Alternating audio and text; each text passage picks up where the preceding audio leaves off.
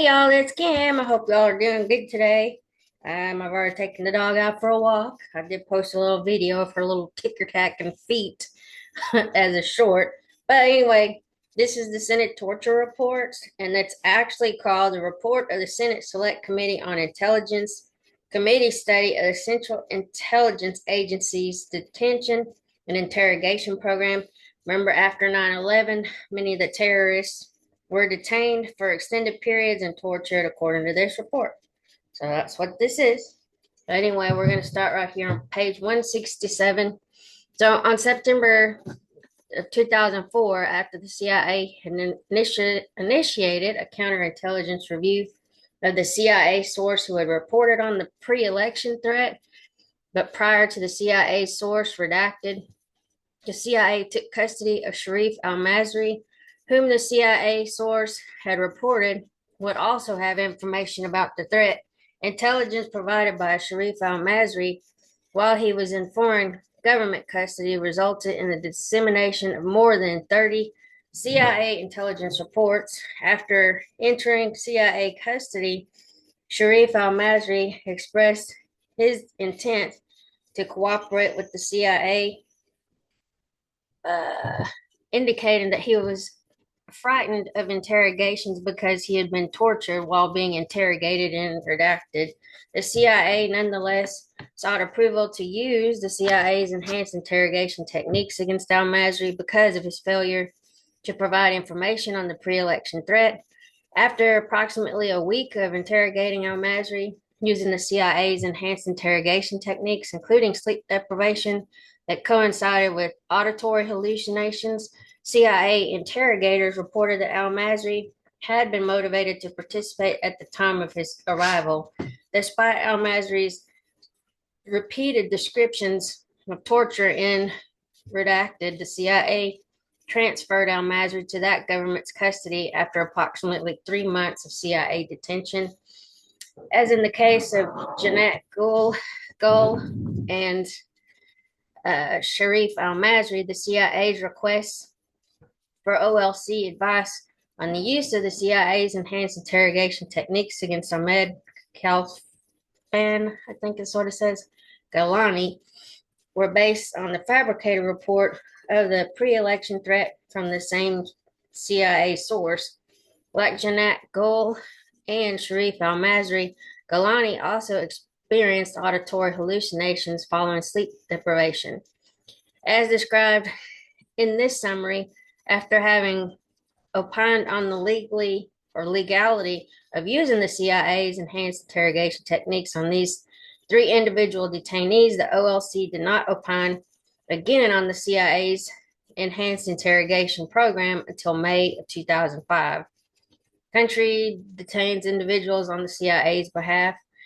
Consideration of a detention facility in country began in 2003, when the CIA sought to transfer Ramzi bin al-Shibh from the custody of a foreign government to CIA custody of redacted, which had not yet informed the country's political leadership of the CIA's request to establish a clandestine detention facility in country, surveyed potential sites for the facility, while the CIA set aside something $1 million for its construction.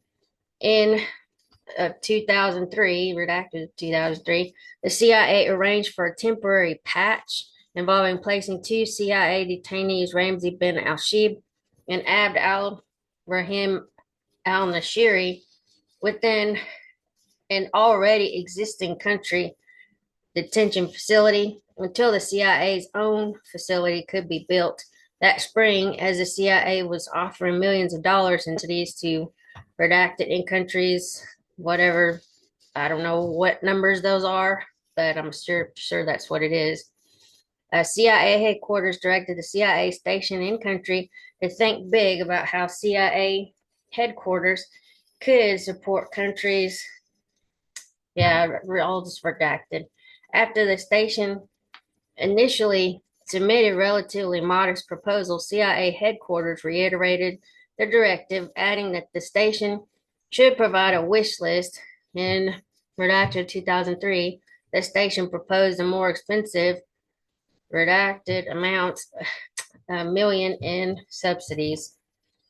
Redacted subsidy payments intended in part as compensation for support of the CIA detention program rose as high as redacted millions. By redacted of 2003, after an extension of 5 months beyond the originally agreed upon time frame for concluding CIA detention activities in country, both Ben al-Shib and al-Nashiri had been transferred out of country to the CIA detention facility at Guantanamo Bay, Cuba. U.S. Supreme Court action in the case of Rasul versus Bush forces transfer of CIA detainees from Guantanamo Bay to country, we don't know what it is, redacted. Beginning in September 2003, the CIA held a number of detainees at CIA facilities on the grounds of, but separate from the U.S. military detention facilities, Guantanamo Bay, Cuba. In early January of 2004, the CIA and the Department of Justice began discussing the possibility that a pending U.S. Supreme Court case, Rasul versus Bush, might grant habeas corpus rights to the 5 CIA detainees then being held at a CIA detention facility at Guantanamo Bay. Shortly after these discussions, CIA officers approached the redacted in country, redacted, to determine if it would again be willing to host these CIA detainees who would remain in custody or CIA custody within an already existing country redacted facility. By January 2004, the redacted in country had agreed to this arrangement for a limited period of time. Meanwhile, CIA General Counsel Scott Mueller asked the Department of Justice, the National Security Council, and the White House Counsel for advice on whether the 5 CIA detainees being held at Guantanamo Bay should remain at Guantanamo Bay or be moved pending the Supreme Court's decision. After consultation with the U.S. Solicitor General in February of 2004, the Department of Justice recommended that the CIA move 4 detainees out of the CIA detention facility at Guantanamo Bay pending the Supreme Court's resolution of the case. The Department of Justice concluded that a 5th detainee, I don't even know how you say that, Sheikh al-Libi, did not need to be transferred because he had originally been detained under military authority and had been declared to the ICRC. Nonetheless, by April of 2004, all 5 CIA detainees were transferred from Guantanamo Bay or other CIA detention facilities. Shortly after placing CIA detainees within an already existing country facility for a second time, tensions arose between the CIA and redacted country, and that's all redacted. In 2004, CIA detainees in a country facility claimed to hear cries of pain from other detainees presumed to be in the redacted facility. When the CIA chief of station approached the redacted about the accounts of the CIA detainees, the redacted stated with bitter dismay that the bilateral relationship was being tested. There were also counterintelligence concerns relating to CIA detainees Ramzi bin al-Shib, who had attempted to influence a country officer. These concerns contributed to a request from redacted in redacted 2004 for the CIA to remove all CIA detainees from country. In 2004, when the chief of station in country again approached the redacted with allegations from CIA detainees about the management of country detainees, redacted in the facility, the chief of station received an angry response that, as he reported to CIA headquarters, starkly illustrated the inherent challenges of redacted. According to the chief of station, country saw the CIA as querulous,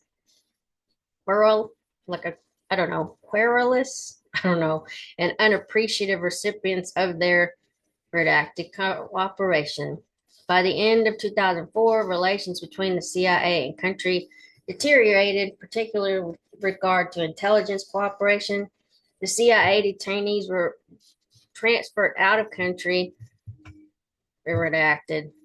Beginning in 2005, the redacted in country insisted over the CIA's opposition to brief countries, redacted, on the effort to establish a more permanent and unilateral CIA detention facility, which was under construction. A proposed phone call to the redacted from Vice President Cheney to solidify support for CIA operations in country was complicated by the fact that the President or Vice President Cheney had not been told about the locations of the CIA detention facilities. The CIA wrote that there was a primary need to eliminate any possibility that redacted could explicitly or implicitly refer to the existence of a black site in country during the call with the vice president. There are no indications that the call occurred. The redacted of country nonetheless approved the unilateral CIA detention facility, which costs, we don't know, something millions of dollars, but was never used by the CIA. By 2006, the CIA was working with country to decommission what was described as the aborted project. Weird. Okay, so the pace of CIA operations slows. Chief of Base concerned about inexperienced, marginal, underperforming CIA personnel. Inspector General describes lack of debriefers as ongoing problem. In the fall of 2004, CIA officers began considering end games or the final disposition of detainees in CIA custody. A draft CIA presentation for National Security Council principles dated August 19, 2004, identified the drawbacks of ongoing indefinite detention by the CIA, including the need for regular relocation of detainees, the tiny pool of potential host countries available due to high risk, the fact that prolonged detention without legal process increases likelihood of HPD health, psychological problems, and curtails intel flow. Criticism of the U.S. government if legal process were delayed or denied, and the likelihood that the delay would complicate and possibly reduce the prospects of successful prosecutions of these detainees. CIA draft talking points produced a month later state that transferred to the Department of State or Department of Justice custody was the preferred endgame for 13 detainees currently in CIA control, none of whom we believe should ever leave USG custody. By the end of 2004, the overwhelming majority of CIA detainees, 113 of the 119 identified in the committee study, had already entered CIA custody. Most of the detainees remaining in custody were no longer undergoing active interrogations. Rather, they were infrequently questioned and awaiting a final disposition. The CIA took custody of only 6 new detainees between 2005 and January 2009, 4 detainees in 2005, 1 in 2006, and 1, the CIA's final detainee, Mohammed Rahim, in 2007. In 2004, CIA detainees were being held in 3 countries: at detention site Black in country, at the redacted in country. I don't know why some of this is still blacked out unless they're still using them. But anyway, and maybe when this report was put out, I think it's from 2004 or something, maybe later. Detention site Violet in country opened in early 2005. On April 15, 2005, the chief of base at detention site Black in country sent the management of RDG an email expressing his concerns about the detention site and the program in general. He commented that we have seen clear indications that various headquarters elements are experiencing mission fatigue vis-a-vis their interaction with the program, resulting in a decline in the overall quality and level of experience of deployed personnel and a decline in level and quality of requirements. He wrote that because of the length of time most of the CIA detainees have been in detention, The detainees have been all but drained of actionable intelligence, and their remaining value was in providing information that can be incorporated into strategic, analytical think pieces that deal with motivation, structure, and goals.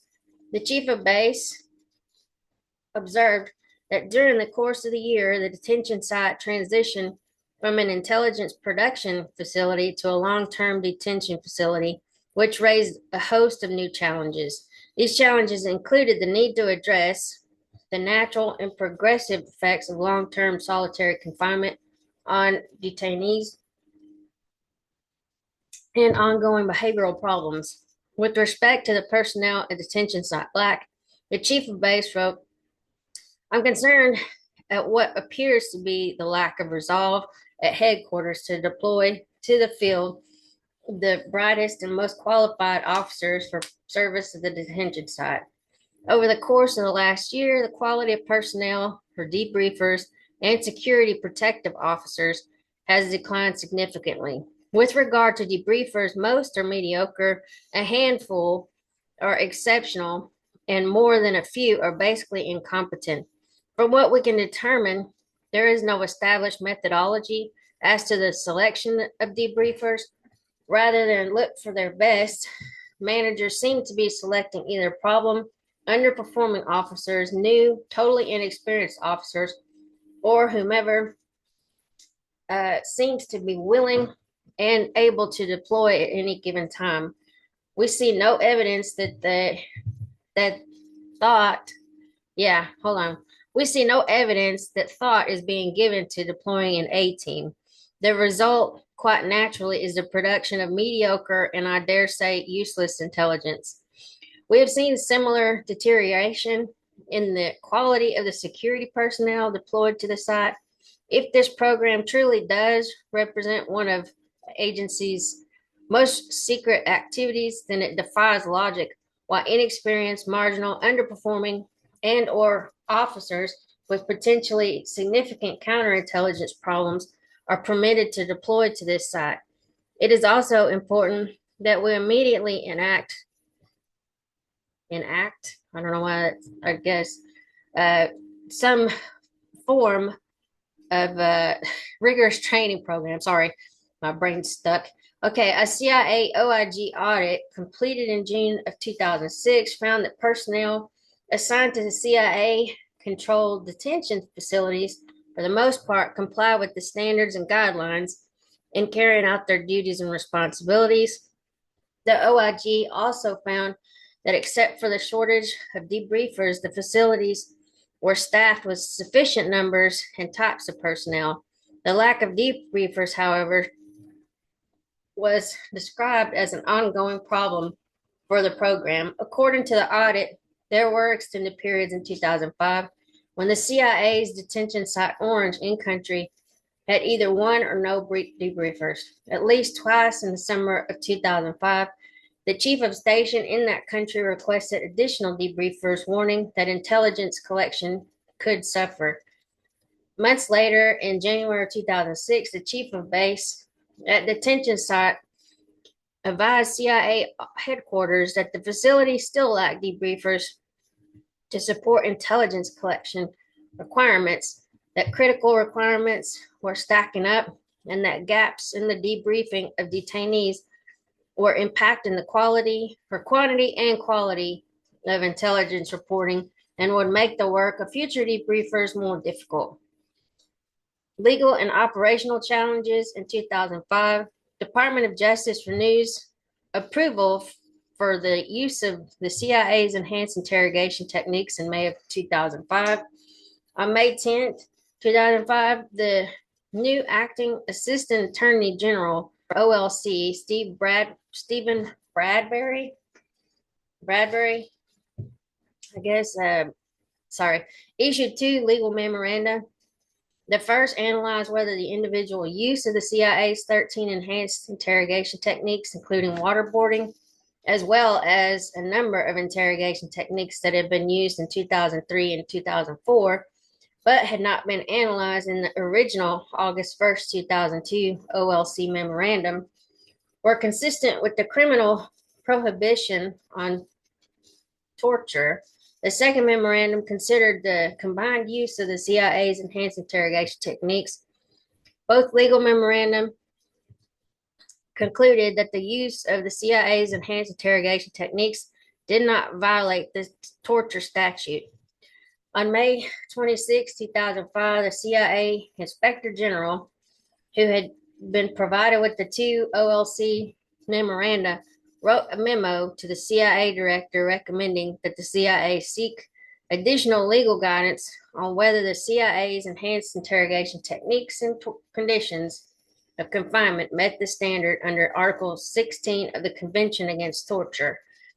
The Inspector General noted that a strong case can be made that the agency's authorized interrogation techniques are the kinds of actions that Article 16 undertakes to prevent. Okay. Okay. Adding that the use of the waterboard may be cruel and extended detention with no clothing could be considered degrading in most cultures, particularly Muslim. The Inspector General further urged that the analysis of conditions was equally important, noting that the Inspector General's staff had found a number of instances of detainee treatment which arguably violate the prohibition on cruel, inhuman, and or degrading treatment. Yeah, I had a thought there, but anyway, it's like, but that's why they don't tell a lot of this stuff to the higher ups, so they have plausible deniability. They don't need to know what they're using as their methods, I guess. Anyway, I don't know. I don't know how people feel about the whole torture aspect of this, but I mean, I don't know. Whatever. So, sorry. Let me go on. On May 30th, 2005, the third OLC memorandum examining U.S. obligations under the Convention Against Torture was completed. The conclusions in this opinion were based largely on the CIA's representations about the effectiveness of the CIA interrogation program in obtaining unique and otherwise unavailable actionable intelligence. As described later in this summary and in more detail in Volume 2, the CIA's effectiveness representations were almost entirely inaccurate. Abu Faraj al-Libi, subjected to the CIA's enhanced interrogation techniques prior to Department of Justice memorandum on U.S. obligations under the Conventions Against Torture, CIA subjects Abu Faraj al-Libi to the CIA's enhanced interrogation techniques when he complains of hearing problems. On May 2nd, 2005, when Abu Faraj al-Libi, Al-Qaeda's chief of operations, was captured in Pakistan, the OLC had not yet issued the three aforementioned May 2005 legal memorandum. CIA officers described Abu Faraj al-Libi's capture as the most important Al-Qaeda capture since Khalid Sheikh Mohammed, or KSM. Shortly after al-Libi's capture, the CIA began discussing the possibility that Abu Faraj al-Libi might be rendered to U.S. custody. On May of 2005, 4 days before the rendition of Abu Faraj al-Libi to CIA custody, Director of CTC Robert Grenier, I don't know how we pronounce it, asked CIA Director Porter Goss to send a memorandum to the National Security Advisor and the Director of National Intelligence, informing them of the CIA's plan to take custody of Abu Faraj al-Libi and to employ interrogation techniques if warranted and medically safe. On May 24, 2005, the White House informed the CIA that a National Security Council Principals Committee meeting would be necessary to discuss the use of the CIA's enhanced interrogation techniques on Abu Faraj al-Libi, but the travel schedule of one of the principals was delaying such a meeting. CIA Director Goss instructed CIA officers to proceed as planned, indicating that he would call all the principals Yeah, call the principals individually and inform them that if Abu Faraj Alibi was found not to be cooperating and there were no contradictions to such an interrogation, he would approve the use of all of the CIA's enhanced interrogation techniques other than the waterboard without waiting for a meeting of the principals. Abu Faraj Alibi was rendered to CIA custody at detention site Orange on May of 2005 and transferred to detention site Black on May of 2005. On May 2005, CIA Director Goss formally notified National Security Advisor Stephen Hadley and Director of National Intelligence, or DNI, John Negroponte, that Abu Faraj Alibi would be rendered to the unilateral custody of the CIA. Director Goss's memorandum stated, should Abu Faraj resist cooperating in CIA debriefings and pending a finding of no medical or psychological contradictions to interrogation, I will authorize CIA trained and certified interrogators to employ one or more of the 13 specific interrogation techniques for which CIA recently received 2 signed legal opinions from the Department of Justice, or the DOJ, the Office of Legal Counsel, the OLC, and that these techniques, both individually and used collectively, are lawful. The memorandum from Director Goss described Abu Faraj Alibi as holding the third most important position in Al Qaeda and playing a leading role in directing Al Qaeda's global operations, including attack planning against the U.S. homeland. Abu Faraj Alibi was also described as possibly overseeing overseeing Al Qaeda's highly compartmented anthrax efforts.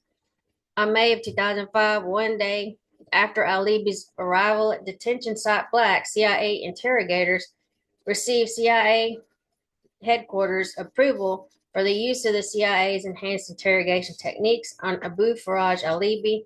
CIA interrogators began using the CIA's enhanced interrogation techniques on Abu Faraj Alibi on May 28, 2005, 2 days before the OLC issued its memorandum and analyzing whether the techniques violated U.S. obligations under the Convention Against Torture. The CIA interrogated Abu Faraj Alibi for more than a month using the CIA's enhanced interrogation techniques. On a number of occasions, CIA interrogators applied the CIA's enhanced interrogation techniques to Abu Faraj Alibi when he complained of a loss of hearing, repeatedly telling him to stop pretending he could not hear well. Although the interrogators indicated that they believed Alibi's complaint was an interrogation resistance technique, Abu Faraj Alibi was fitted for a hearing aid after his transfer to U.S. military custody at Guantanamo Bay 2006. Despite the repeated and extensive use of the CIA's enhanced interrogation techniques on Abu Faraj Alibi, CIA headquarters continued to insist throughout the summer and fall of 2005 that Abu Faraj Alibi was withholding information and pressed for the renewed use of the techniques. The use of CIA's enhanced interrogation techniques against Abu Faraj Alibi was eventually discontinued because CIA officers stated that they had no intelligence to demonstrate that Abu Faraj Alibi continued to withhold information, and because CIA medical officers expressed concern that additional use of the CIA's enhanced interrogation techniques may come with unacceptable medical or psychological risk. After the discontinuation of the CIA's enhanced interrogation techniques, the CIA asked Abu Faraj Alibi about UBL facilitator Abu Ahmad al-Kuwaiti for the first time. Abu Faraj Alibi denied knowledge of al-Kuwaiti. CIA techniques, what am I doing? CIA acquires 2 detainees from the U.S. military. Another legal issue in the late 2005 was related to the U.S. Department of Defense's involvement in CIA detention activities. In September 2005, the CIA and the Department of Defense signed a memorandum of understanding on this subject, and the U.S. military agreed to transfer two detainees, Ibrahim Jan John, I guess, and Abu Jafar al-Iraqi to CIA custody. Both were held by the U.S. military without being registered with the ICRC for over 30 days, pending their transfer to CIA custody. The transfer of Abu Jafar al-Iraqi took place notwithstanding Department of State concerns that the transfer would be inconsistent with statements made by the Secretary of State that U.S. forces in Iraq would remain committed to the law of armed conflict, including the Geneva Conventions. Oh, goodness. Okay, I'm going to stop here. So we'll start back up on page 178, probably tomorrow or something, because I got a bunch of other stuff I want to do today. But anyway, I'll talk to y'all later. Bye.